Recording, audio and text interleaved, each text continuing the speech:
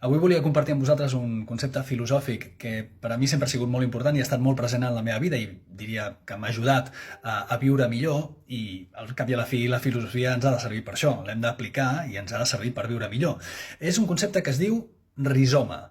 Rizoma. De fet, ve de la biologia, d'algunes plantes que tenen unes arrels que, a diferència de les habituals, que són com molt verticals, les plantes rizomàtiques tenen unes arrels que es barregen entre si, és a dir, que cadascuna de les branquetes, diguem-ho així, de les arrels s'ajunten amb altres que tenen al costat, a sota, per sobre, i creen una malla molt, molt tupida d'arrels.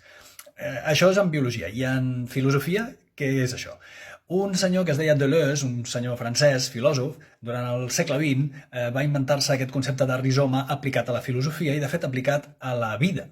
Perquè el que ens deia Deleuze és que si volem viure una vida plena i una vida satisfactòria i ser més feliços, el que hem de fer és viure de manera rizomàtica. I què implica viure de manera rizomàtica? Doncs implica una cosa que en el seu moment, en l'època de Deleuze no es deia així, però avui en dia sí, li diem allò de la zona de confort. Doncs Deleuze el que ens proposava amb aquesta vida rizomàtica és sortir de la zona de confort i constantment estar provant coses noves, trepitjar territoris nous i fer connexions noves.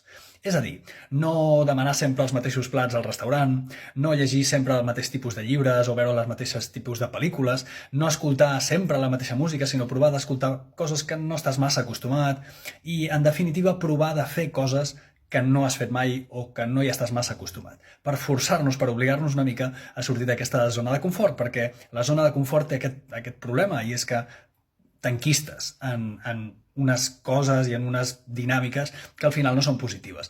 Per tant, fem-li cas a Deleuze, intentem ser rizomàtics i provem coses. Per provar, és igual, a veure què passa.